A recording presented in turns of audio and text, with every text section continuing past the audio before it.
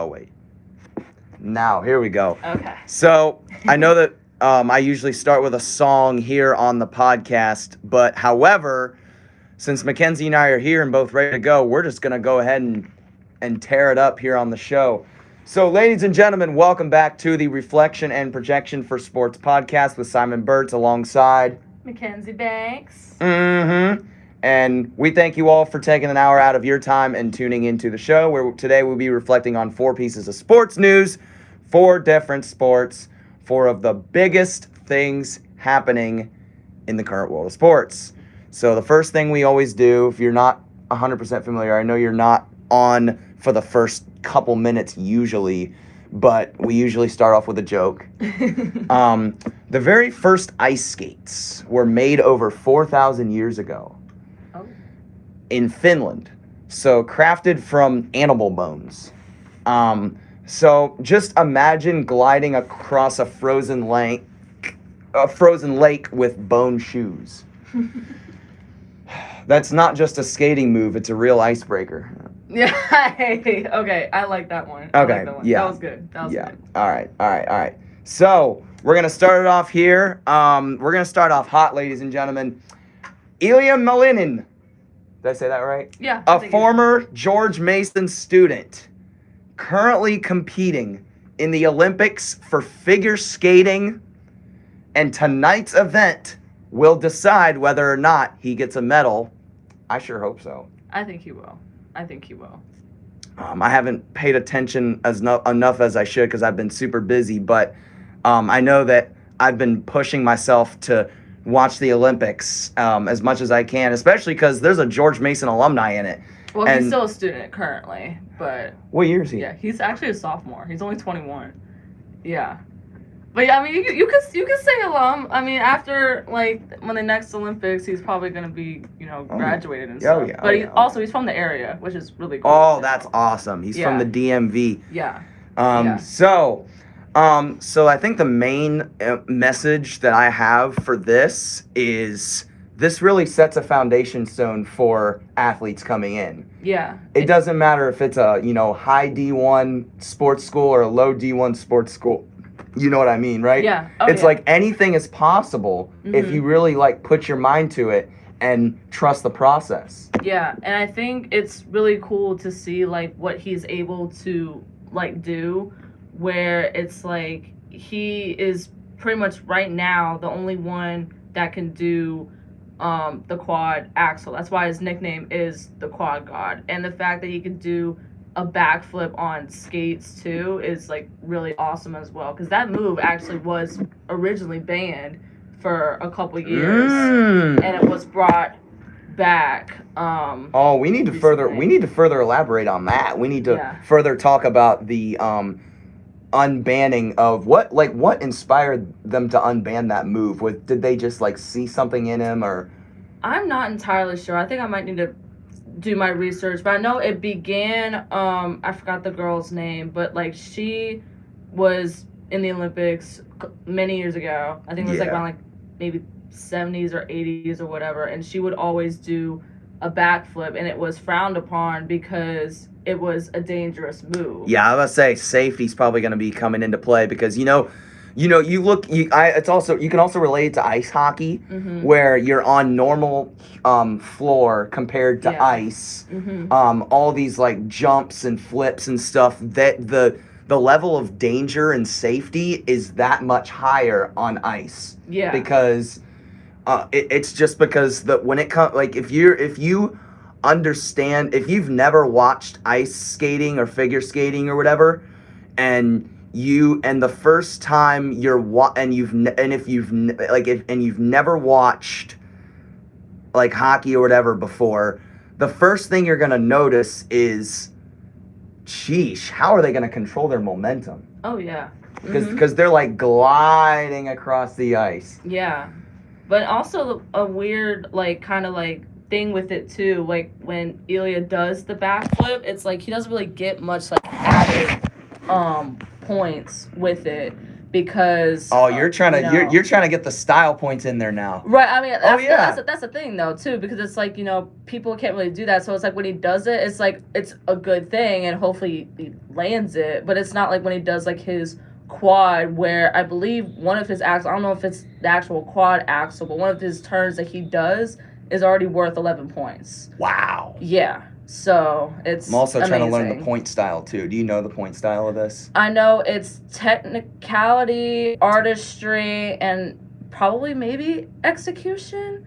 I think out of those three, I only have one of them, and Yeah. and it starts with EXE. So, Yeah. the artistry, that's like, that's where it's either you've worked your whole life to really work on your balance, or you Mhm. just go into it God given. Right. And you see, like, when he does his routine, he puts so much passion and emotion with it, where you can tell, like, his facial expressions and the way he does his movement, where it's like the fluidity, pretty much, I guess you can say. It's like, Yeah, you could. it's, you know, it's amazing. And no offense to the other skaters, it's like they just don't really have what he has right now, because I mean, also he's still young, you know, like, Oh, yes. you know, and both his parents were figure skaters. Yes, they his were. dad is the current coach as well. They, So both his parents coached him. yeah, oh yeah, oh yeah. You know, I was seeing something just a little bit ago. It was a Yahoo Sports article. It was mentioning how that it was either him or his parents wanted him to play soccer. Yeah, And I that knew never that ended up again, happening, and figure skating just kind of took up his time, and he's like, you know what, let me just go with this. And Yeah, eventually now, and you look at where he is now, he's obviously felt in love with it. yeah, You know, like, especially like the stage that he's at, like, nobody in the Olympics is gonna not fall in love with what they do, exactly. because you have to be good at what you do at the highest level to be an Olympic competitor. And at least he does have at least one gold medal right now, because he got it with the team event. But it would just be awesome if he got an individual gold, because it would put him, you know, up there where it's like he's able to, you know, It. do I what mean, he does if and, he, you know, but get if he recognition doesn't from it. come out with a medal, no shame. He's Oh, only absolutely not. he's Yeah. a sophomore in college. He's got Yeah. a long way to go. Mm-hmm. He's got a lot to learn. He's definitely he definitely should use his resources in terms of coaches and credibility, and you got to keep stepping yourself up, considering that I know I just said that he has a lot to learn, but I mean, that's kind of everybody in life, you know, everybody's Yeah. always got a lot to learn. Yeah. But I really think that this is a cool thing that we had to talk about, just because it's a current George Mason student, and in that he's a sophomore in college. Oh my goodness, I'm old. My gosh, I am so old. Like, some of these stud athletes now Yeah. in the world, it makes me feel like that me walking on a cane is coming faster than ever. Oh my gosh. And I mean, come on, if I have 3-4 jobs in my life and balancing 5 classes, goodness gracious, the Yeah. end of the road is gonna come before I know it. Yeah. And so it's just all about enjoying every day you can. And Yeah, but that's why after this podcast, I'm gonna hang out at the Johnson Center for a little bit, because there's a watch party actually going on right now, because he'll be competing. He's the last skater to go at 4:45, and that will determine. You said his 145? 4:45. Sorry. Oh, okay. Yeah, that will determine his placement, and you know, with everything. But I'm just amazed how much he's done, and the fact that he's from the area. It's fantastic. It's amazing. Yeah. And now we are going to shift gears a little bit. I know this podcast is going to get a little frustrating right now, as the George Mason men's basketball team obviously not in the position that they want to be in after a couple of losses that they absolutely regret losing.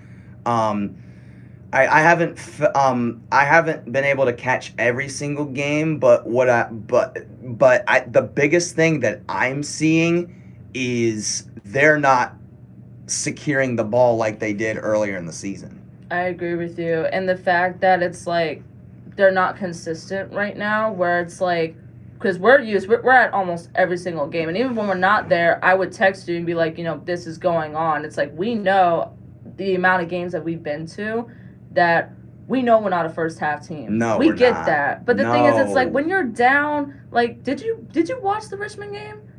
We were down by what, 20 at one point? Yeah, the whole game we were down by 20, and as soon as they got to 60 in like the beginning of the second half, I shut it off because I'm just like, this is a team, Richmond, that has lost 6 games in a row. They only won 4 games in conference, now 5. It's like they're at the bottom. They know that they're not going to go far in the A10 tournament. They know that unless they start shocking people. But it's the fact that it's like we play with the other team on their level where it's like we're not playing our game.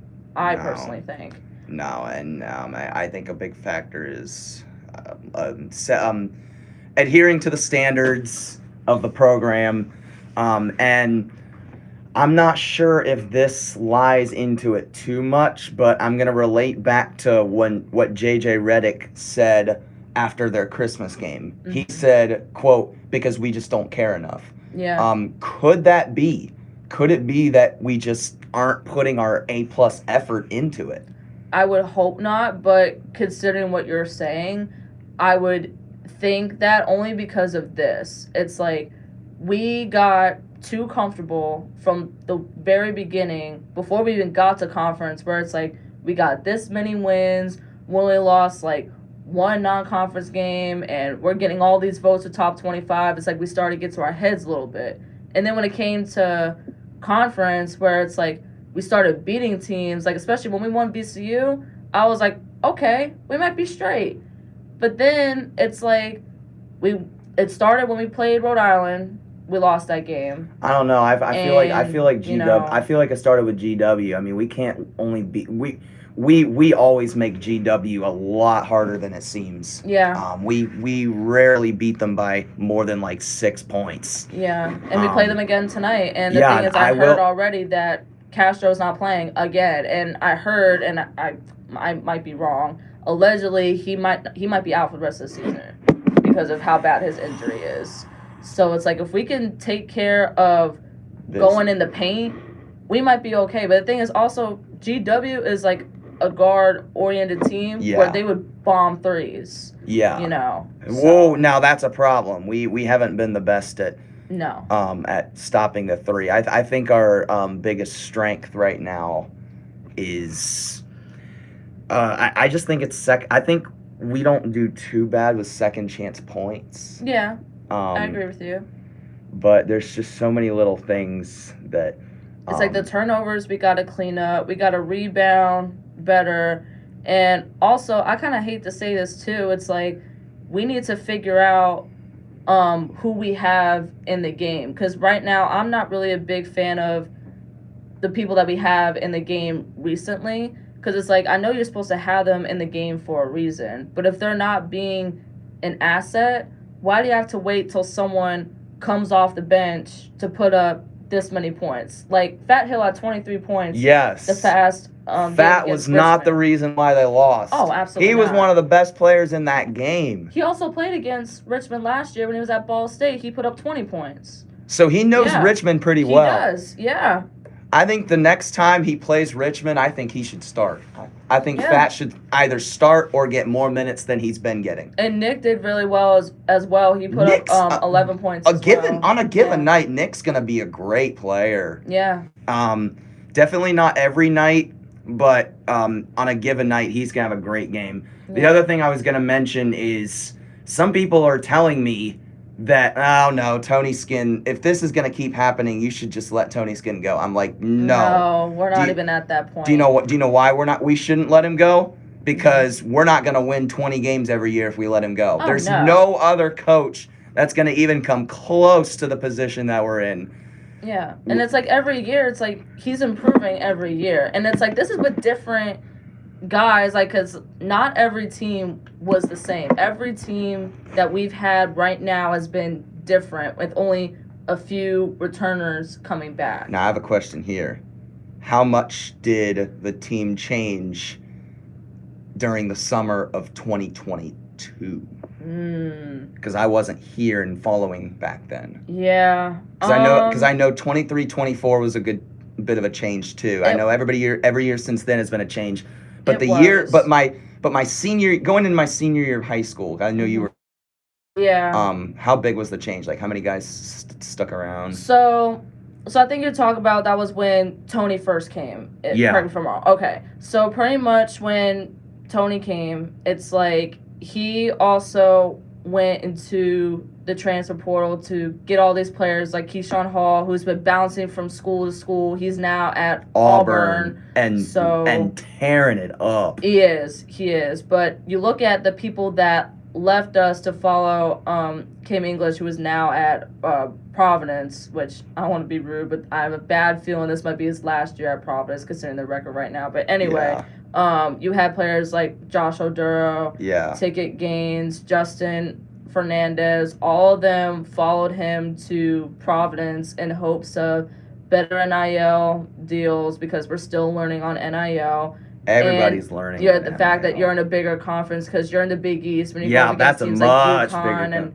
stuff like that. I consider them a Power 5 in college basketball. Look at the teams that are in that conference. Yeah, but definitely going back to your question, though, it's like he brought Patriot pressure here, and I think what also set Tony apart from Kim English was the fact that when he decided to look at guys in the transfer portal, he not only looked at guys depending on what school they were at. It doesn't really matter what school you're at. It's the fact that a lot of those guys are from the DMV. So it's like you bring those guys here, it's like you bring their family, you bring their friends, you start to build up a fan base where it's like, you know, if we start to have like a good season, like look at last year, I mean, you know, it's a win-win where it's like you're being coached under a guy that went to the Final Four in 2006, 20 years ago today, you know.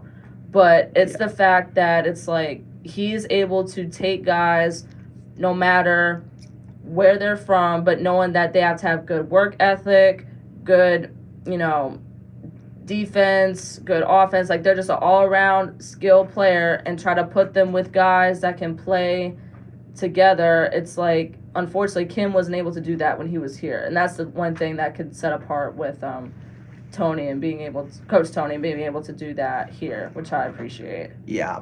Oh my goodness, that's a great point. I know that it's still early on, and hopefully they can really fix it up. I know that they got cold last year at the same time, and you know, early in March they kind of heated up a little bit. So now we're gonna shift gears a little bit. Even though your Seahawks won the Super Bowl, the first thing I feel like we need to talk about is that halftime show. Yeah. So obviously, it was a powerful message that Bad Bunny sent. I thought it was really cool that he did that.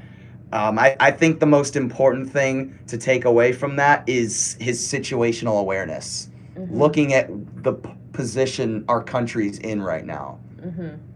What were your thoughts about it? So at first, when I was watching it, both me and my dad watched it, and at first, you know, I was really into it. You know, everything was good, and then afterwards, at first, I was thinking to myself, was this really a performance, or was it, you know? Because at first, you know, people were kind of like thinking, and then some people were straight up like trashing it, saying like, "What is this?" But then when you look back at it, it's like now I can watch bits and pieces of it almost all the time because, like you said, the message behind it, because that's the one thing he knew that he had to do. And knowing that, unfortunately, people were not a big fan of him being chosen to do the halftime show. That's why they had another halftime show go on at the same time. Oh my goodness. Oh, can we? So, oh my gosh. But we don't even have to talk about that. No.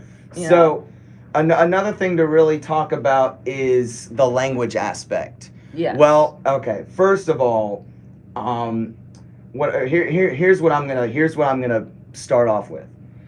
I understand that millions of comments come in directed towards celebrities in general. Mm-hmm. But in this case, when it comes to that Trump comment, mm-hmm. look at how look at how popular Trump is. Oh, I bet Bad Bunny's gonna read that comment. Yeah. You know, so there's a key philosophy that I learned in life that there, when it comes to when you say things, there's think it's and say it's. Yeah. If you remember Trump's comment, what would you think that is? I think it was just him, like, I'm trying to say this as nicely as I can. My question is a think it or a say it. Yeah. So what did you? Yeah. But yeah, go ahead. I think it was a mix of both, because knowing how he is, though, it's like he thought about it and then he just went ahead and said it because he wants that attention being taken away from Bad Bunny, unfortunately. Because it's like, okay, you say that, but that shows you weren't paying attention to the performance. You just want something negative to say to try to bash him and be like, oh, this is the worst halftime ever. I mean, he was almost close to, like, past people who have done the halftime shows before because of how much viewership came from it. Because he's up there with Kendrick Lamar, who is now number one. He's somehow overtook Michael Jackson. And then the third one, which I sadly don't agree with because I was not a big fan of it during that time, was Usher's halftime performance. I personally think people liked it because of his roller skating part of it, which was cool, but it's just not. That was very cool. It just wasn't. It was just, to me, it wasn't giving. But what's like with Bad Bunny, it's like he was able to bring all walks of life to put together this story where it's like you brought like the trees part with, you know, Puerto Rico with the sugar canes. That was the first part of it. And then you have like a whole wedding, which was real, by the way. Yes, it was. I saw that. I saw the wedding was real. A whole wedding, and then you have all these celebrities come and dance around the background. Then you bring people like Lady Gaga, who I was shocked. I was like, whoa, okay. And then Ricky Martin, who I haven't seen in quite some time. I was like, what? But I think my favorite parts of the show was when he gave the Grammy to his younger self, which at first people thought it was the kid who was detained, but it wasn't. It was just an actor. But it's still, he probably played the kid knowing that I got this award for you to represent you, where it's like you see someone out there doing very well and executing everything to the best of its ability. And then the last part of it, when he took the football and all like people with the flags going, you know, together, where This Is America and slammed it. It's like that's a perfect ending. I personally think. And yeah, and you know that my first impression of one of my first impressions of the comment was, what kind of president would say that kind of thing? Yeah. It's just like, if you look at so for those of you who didn't know, I spent most of the weekend, this past weekend, reffing basketball games for AAU and was getting ripped to shreds by the parents and coaches. Oh boy. And this makes me think of the fact that some people in this life can't really handle the criticism needed to be able to hold that presidential position. Yeah. And that's what I was seeing. And it's just like, it really disappoints me when a president like that just doesn't have the guts to handle criticism. When it comes to reffing, they teach you to ignore the angry people. And for someone like me, who's been bullied back in the day, who's been picked on, I mean, you pick on it, you attach onto it pretty quick. Yes. Yeah. So, and I'm really disappointed in the leadership that he's been putting in our country. I know you guys are gonna. I'm not 100% sure if some of my friendships with friends who are on other political sides are going to end now. I'm not sure. But it is what it is. Yeah, so let's go into a little bit of a happier tone. So, yes, the Seahawks did win the Super Bowl. Let's go. Mackenzie is a Seahawks fan. We had to talk about this. I know that I was really bummed when she couldn't come on to the show last time because it's like, oh, your team's going to the Super Bowl now, and oh my goodness, Legion of Boom is back. Yeah. And look at this, Sam Darnold won a Super Bowl. Yeah. You told me if you told me that Sam Darnold was going to win a Super Bowl when he was in Carolina, I would have said, try again. But Sam Darnold's gone through the ups and downs. Look at him now; he's a Super Bowl champion. Him and Kenneth Walker are living it up in Disneyland. So, the biggest takeaways from that game are the defense was fun to watch. It was, and I was expecting all of like just the dark side being able to put pressure not just on 12 man May. baby. Yeah, yes, not just on May, but pretty much like The just, whole other, yes. like his whole other team. Yes, I mean, should I wish that there's more turnovers? Absolutely, but the fact that it's like we stopped them so bad, they were not able to get any first downs or any like scoring until the 3rd/4th quarter. Yes, That's when you know we did our job. absolutely. So my other theory about this game was, did the game really live up to its potential? I hate to say this. I really No. don't think it did. Yeah, I mean, it's so funny because the whole time I was so scared where it's like there was points because when I watch, especially my team, it's like I always panic because it's like I want my team to win so bad. It's like every time we make a mistake, it's like I get so scared and frustrated at the same time. But then again, it was the fact that this is the one time my offense was not on. Granted.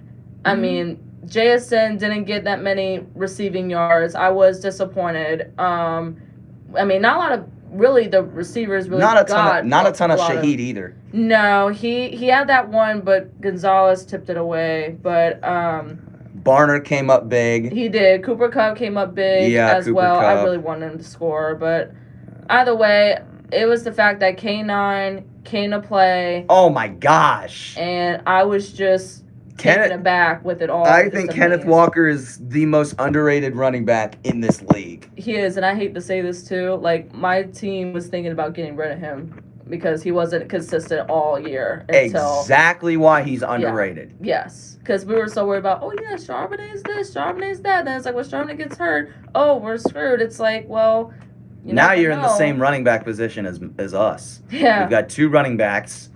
And you know that even though they didn't get hurt a ton, did Chuba and Rico, they're running backs at the end of the day. You have to play, expect and prepare expecting for one of them to get hurt because the running back gets hit on every single play. Oh yeah.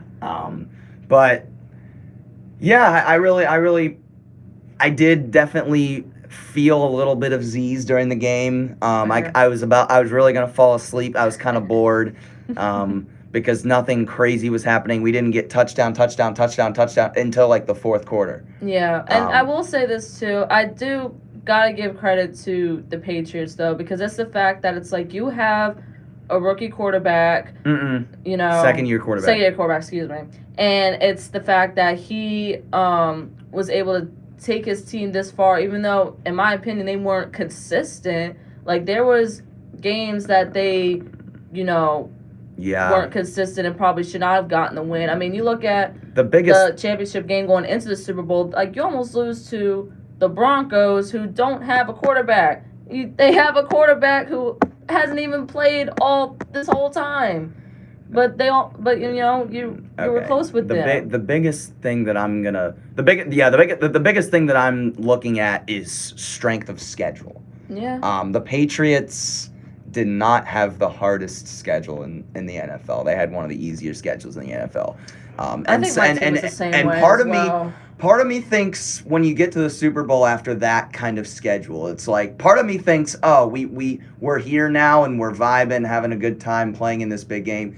The other part of me thinks, have we earned it yet? Because just like really, have we earned it? Because we haven't played the tougher teams in the league. The Super Bowl is one of those games where you want to have in the same season a lot of tough games under your belt. And the Patriots didn't really do that. However, the Super Bowl is the Super Bowl at the end of the day.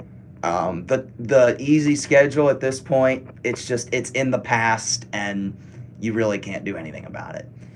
So with that being said, we're gonna take like a 2 to 3 minute break. YouTube folks, we'll see you in a minute because I will be playing music and I cannot have you guys hear it because of copyright. Bye bye.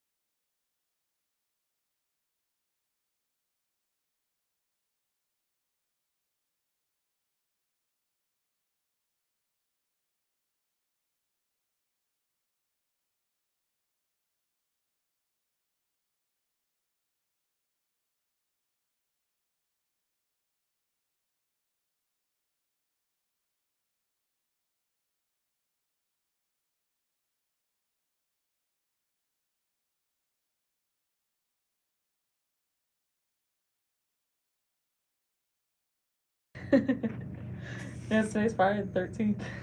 Oh, and today is Friday the 13th. Yeah. Thank you very much.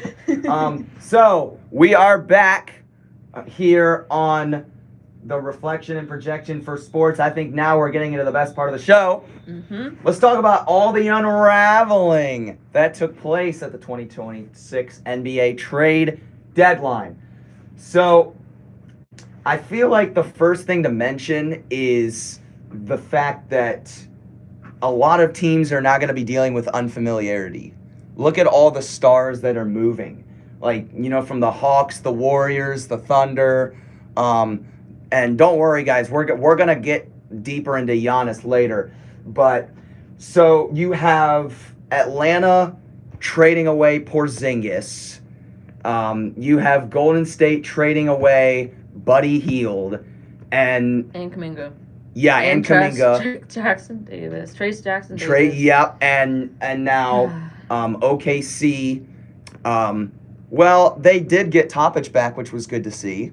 Yeah. But now you have, well, here's the thing. You have Jared McCain, but I do think that it's going to be a little bit tricky to add Jared into that pack because you've already got depth in OKC. Mm-hmm. Jared has been playing with the Sixers and has been doing presumably well. Yeah, he's just been injury prone. Yeah, he is a little injury prone. However, now you get into the position where Jared is gonna probably have a little bit of a tough time adjusting. Yeah. He's not only playing with a different team, but he's playing with a team that's a lot better. Yeah. And now he's gonna probably feel that he's got some adjustments to make. He's got to live up to and adhere to the standards that OKC has right now with Mark Daigneault and that amazing defense that they have. Okay. So now the biggest thing. Now okay. All right. So I know we're talking about this. We're just gonna dive right into the trade deadline. So okay. If you're telling me that Nico Harrison trading Luka last year was the icing on the cake for a few years, oh baby, the aftermath of this year's deadline is like no other. Porzingis to Golden State, Harden to Cleveland, Trae Young to Washington, Luke Kennard back to LA, but a different team. Oh, right? I didn't see that one. Yeah, Luke Kennard is a shooter, by the way. Yeah. Triple J to Utah, Buddy Hield to Atlanta, Zubac to Indy, Kobe White and Mike Conley to Charlotte, and Jared McCain to OKC, of course. Mm-hmm. So, okay. So the first thing that stuck out to me was when it happened, it was the Harden trade. It seemed like with the way things were going in Cleveland, Garland needed a change. But then Harden goes off and does James Harden things. Yeah. He's averaging 25 points a game. He's number 3 in assists, hitting 3 3-pointers per game. Here's a good stat for you. First 11 and a half seasons that Harden has played, he only played with 2 teams. But in his last 6 seasons, he's been on 4 teams. So now put that into perspective as we dive deeper into this. So when I'm looking at that, what's going on in my mind is you have 8 figures in your bank account. You're spoiled enough. Yeah. Like, be quiet. Just, you have to understand that not everybody in this league gets that chance to be where they want to be every single year. It's a tough league. It's a tough business. And look at me. I'm feeling good about myself even not even having 5 figures. Yeah. And look at this guy who's just upset and complaining even when he's putting up big numbers. It's probably because one of 2 things. Because the Clippers are either getting tired of him, or 2, the Clippers being one of the most disappointing teams in the NBA this year. Weren't they at the beginning of the year supposed to win it all, potentially win it all? Yeah, they're one of those teams that was projected for that. This is how the cookie crumbles. Yeah. I mean, Kawhi's still doing his thing. He is. He's been playing for quite a bit now. I'm happy that Kawhi's back in there. Yeah. So now another interesting thing I want to mention is this tanking strategy with the Wizards, the Jazz, and the Nets. So there's a reason why the Nets kept MPJ at the deadline. There's a reason. So what the Nets did, I was reading on an ESPN article. So what the Nets did was they acquired and utilized 5 different first-round picks and are constantly going up against the youngest teams in the NBA. So now now are the Nets really are they like doing something? Who knows? Yeah. And the bottom line with tanking is it's going on around a lot too. Look at Trae Young. The Wizards have Trae Young and Anthony Davis. Y'all are gonna get cracked up here in a second about what I say about Anthony Davis. So the fact that the Wizards, everybody's saying, oh, the Wizards are gonna be good next year. You never know. Yeah. First thing on my mind about the Trae Young trade was he's there, but he's just not playing, and it's just a short-term thing. And then when he's back to where he needs to be, he's gonna go play for a contender. The first thing the Wizards need to do is they need to get a better coach. They have an interim.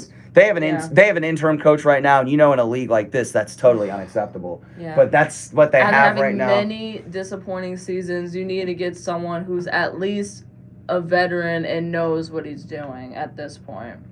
And there's plenty of that, but I guess it all depends on what they want, I guess. Yeah. But who knows if teams like the Nets or teams like the Jazz or the teams like the Wizards next season are going to be liable assets. Yeah. We just don't know, even though they're some of the worst teams in the league right now. I know I keep stuttering a lot. But, however, they're young teams, but as some of the worst defenses in the NBA, you can't expect the Alex Sars, the Jaren Jacksons, you can't expect them to just go in there and do all the work. That's not how it works. It's a team sport. You got to just get more than them. Yeah. That takes a lot of time to be able to just adjust to it, and it takes a lot of time. Even though if I was a coach, it would drive me crazy having the worst defense in the league. But it's definitely a tall task. So let's go into Anthony Davis. If you told me that Anthony Davis was going to go to the Wizards, in January, right? Yeah. If think about it, if it's like January 28th right now, if you told me that he was going to go to the Wizards, I would have said, never come on my podcast. Yeah. You have no ball knowledge whatsoever. Yeah. I would have said, what are you talking about? Right. Like out of all teams, the Wizards. Yeah. Even though they call him street clothes, and never plays. So, hey, look, hear me out. Right? Pandora's box is back, baby. Okay? Pandora's box is back in Anthony Davis's eyes. Yeah. The hype for the AD trade is over the top. It is. It's so over the top. Yeah. It's like he's not even going to play. He's now going to get paid for sitting at home, signing documents to live somewhere and packing his stuff to go to his next team more than actually being on the court. It's just, you might as well call them the Washington street clothes. Oh, gosh. The Washington Wizards or the Washington street clothes, ladies and gentlemen. They're always dealing with injuries. They never have the best players. They've got a couple young guys, the Wizards, that are really stepping up and becoming reliable assets, like Alex Sarr on a given night, like Keyshawn George on a given night. Yeah. George is a stud, by the way. But still, I just don't know if it's really, really worth going to Wizards games on a normal basis like Caps games right now. Yeah. However, I did have to go on the 30th of January to see LeBron because he's LeBron and you never know if it's going to be his last season. That's fair. So And now after last year, after the full chaos broke loose with Nico trading Luka and getting Anthony Davis, now it's like, oh boy, the West is in trouble. AD, Kyrie, Cooper Flag. That's a heck of a squad right there. Oh well, they played 0 games together. Yeah.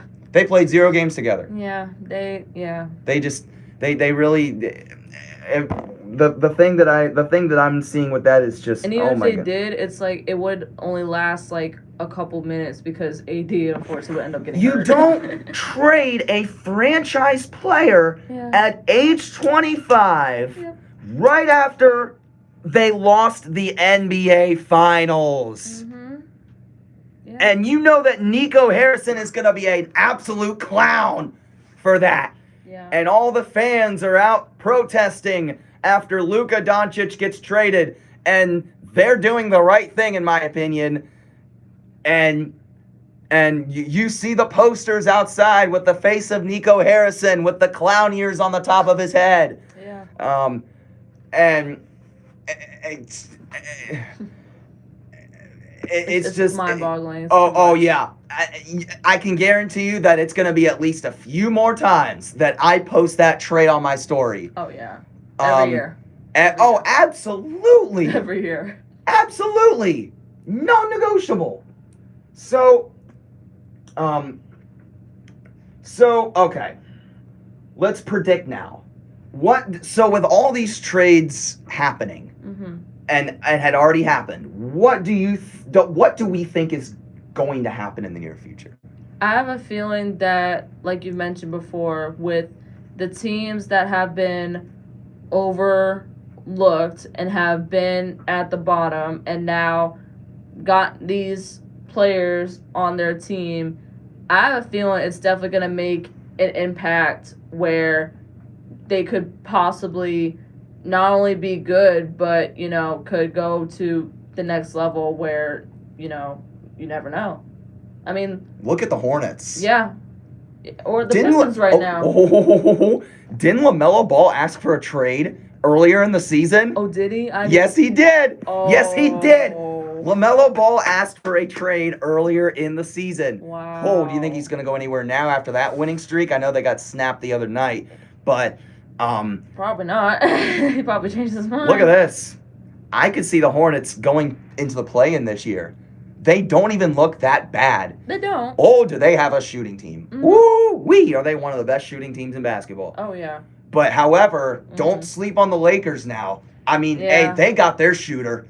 Luke Kennard's one of the best shooters in the league right now. He is. Shooting 46, 47% from 3. That's incredible. Yeah. And I have been saying it for a long time. Oh my goodness, the Lakers really do need shooting. I mean, I just don't think Austin Reeves is gonna be enough, or Luka Doncic is gonna be enough. However, when it comes to a player like Luka Doncic, right? With what he's putting up on offense, those are MVP numbers. Yeah. Yeah. If Luka really steps it up on defense and has the same standard and executes on the same level as he is on offense, I could see him coming home with MVP this year. Yeah. Yeah. I definitely think that if he's able to be, consistent that we've seen, I could definitely see that. Just my only biggest worry is he is not only injury prone, but it's like when he's off, he's not his best, and that brings the morale of his team down, I personally think. I think Luke Kennard is going to be a good answer when you see a stat of, the first quarter's over, Luka Doncic has 3 points. Yeah. Once Luka has a bad first quarter, you know that it's not going to be much of a thing afterwards, because Luka's known to go. Luka is a first quarter king, man. Oh, yeah. All right. So, Okay, so this final segment of the podcast will be focusing on the one thing everybody has been waiting to hear. Yo, where's your insight on Giannis? You forgot about Giannis. There's a reason why I did that. There's a reason why I have an entire segment of the podcast about Giannis Antetokounmpo. because the scrutiny, people don't shut up about Giannis. Yep. He's been everywhere on the news. So, I really think that Giannis just needed to go. Yeah. It's just, look, the organization... Sorry, this just came up just now. Okay, yeah. So we're gonna mention that in just a moment. Sorry, it just came up just now. I'm sorry about. So I'll mention. I know I lost my train of thought there for a second. I got interrupted by my co-host, and you guys are like, "What is that? What is that? What is that? What is that?" I'll tell you in a minute. Patience is a virtue, ladies and gentlemen. So with Giannis, the organization just keeps digging that hole deeper and deeper, just every minute by minute, every day by day. Mm-hmm. They just keep digging that hole deeper. Just how many times has Giannis been on the news for a potential trade? Just get rid of him. He wants out. It's not that hard. Just make a decision. Mm-hmm. But here's the other side of the argument. So you have to, when it comes to the management, you've got to there's so many factors that goes into a player like him. Yeah. So, okay, the money, first and second round picks, how many times has ESPN talked about this? Mm-hmm. Look at the situation. Look at where the Bucks have been lately. Yeah. The last few seasons, they really haven't been at their best. I know that Giannis has brought them a title, but however, he does have a contract through 27-28. And then there's quotes like, "I'm not leaving." Mm-hmm. I'm saying that, but that's not the real quote, because the real quote has the F word in it. I'm not allowed to say that on this podcast. And basically, there's things like he wanted out. Yeah. Beautiful. The main thing that I want to say here is just that when it comes to a player like Giannis, the organization really has to get together and go extraordinarily in depth about a player like this, because think about it. He's a franchise player. He leads in I don't know how many categories for the Bucks organization all time as a franchise. It's just like he's literally a franchise player. Even though the situation is what it is, you're looking at a player like him. Like, this is a big decision you're making. It is, yeah. Yeah. And the fact that it's like like you said, it's like he's a franchise player who has won an NBA Finals with his team. And, right now he doesn't really have someone else that can help him out in games, knowing that Middleton's gone, Porter's hurt. What's that one shooter that's gone?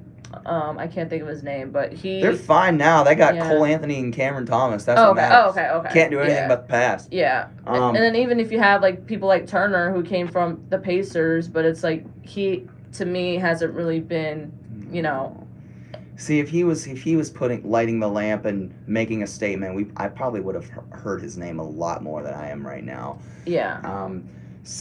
But again, he's an all-around player, So, as Giannis stays in Milwaukee, I blame John Horst and the management. Yes, and yes. You guys got to stop criticizing Shams for whatever reason. Yeah. Like this is Shams' fault. Yeah. Like, come on. This is the GM's fault. This is Brian Horst's fault. The GM is who makes these moves, not Shams. Yeah. Shams just gets the update and text messages and puts it on ESPN. His job is simply to just keep the fans updated. He doesn't talk in depth with the organization, with strategies and all that, because he's dealing with the whole league. Yeah. You're absolutely right. Okay, and I know that you. Let's go into what you just said. Okay, so as we speak on this podcast, a notification comes up on ESPN. Chris Paul has officially announced his retirement after 21 seasons. I hate to be this guy, but I really think that in the situation he's in, it's one of the worst ways to retire. Yeah. The bottom line is, do I really give two craps about Chris Paul? Respectfully, no. I saw that he's going to the Raptors. I'm like, oh, I really don't care. Yeah. Chris Paul is Chris Paul, the person that he is. But I really, I know that was when I said patience was a virtue, that's the thing I was going to say was Chris Paul just retired. And basically, I really couldn't care less. So let's go back to Giannis about going I know you wanted Giannis. Mm-hmm. However, you did get Porzingis. Yeah. Now, with Porzingis being injury prone, Yeah. and playing for the what ifs in sports. Mm-hmm. If Porzingis were to be out for the whole rest of the season, Oof. he's definitely. I don't think Giannis is going to be out for the rest of the season. Okay. Or Porzingis, excuse me. Yeah. Yeah, I don't think he's going to be out. But if you trade for Porzingis, knowing that he's going to be out for the rest of the season, what I would have done is I would have gotten a player like Vucevic because his contract is up. Mm-hmm. I know that he's not the greatest on defense when it comes to pick and rolls, but his contract is up. Yeah. He's a rising player in this league. Yeah. He's a top 10, top 15 rebounder in this league. Yeah. And I just don't know if Boston really needs him right now. No. They've I got don't think Queta. so. They've got Nicholas Queta. They should be fine. Yeah. And overall, I really just don't think Giannis would have been the best fit for the Warriors. I mean, it's like The Warriors don't have enough first rounders to give up. And the fact that, even like you mentioned before, it's like he's too much of an all-around player where it's like you don't know where he's going to fit in. And the fact that he is good with handling the ball, going to the basket, but you know it's the way he shoots is not there yet. And that's who, unfortunately, what the Warriors needed, another big guy or you a can't shooter. you really can't. You just can't rely on Draymond to be your true five, man. That's just, I know he's a great player, but you need someone who's taller. If Porzingis is playing at his prime, you can make a run, but you ain't winning no title though. No, you need Jimmy. Yeah, Jimmy with a torn ACL. You're not winning a title with that. Yeah, absolutely not.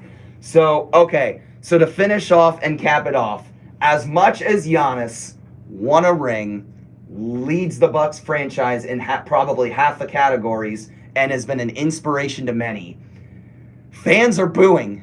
Yeah. Giannis is booing his own team and is booing his own crowd back. This is how you know it's time to move on. Yeah. It's just, even though it's like he wins a ring and fans are going to love him forever, but now they're actually booing him. Mm-hmm. And the bottom line is, you people have been saying, you've been saying it 5 different times or something like that. You have been telling us many ESPN updates. You've said it so many times. Giannis on the trade block. Just let him go. He wants out. Yeah.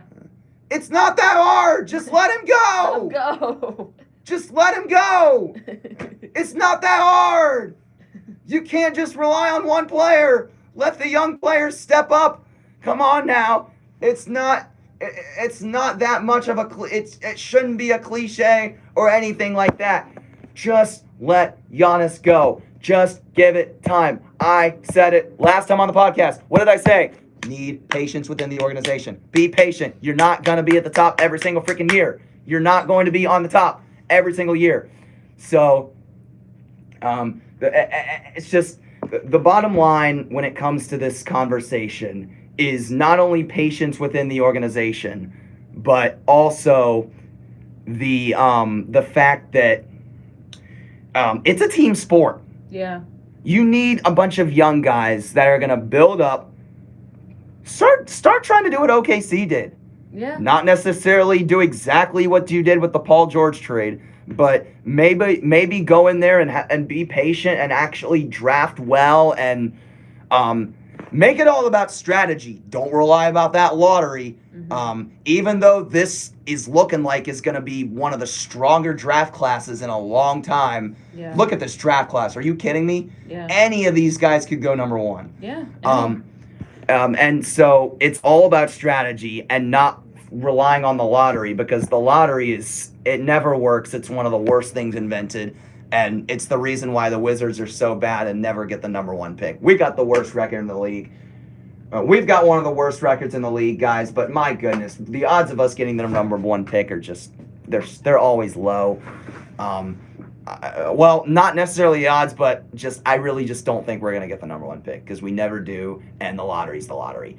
And with that being said, now I'm going to shut up and say thank you for tuning into the show with Mackenzie and I. We always have a great time being on the show.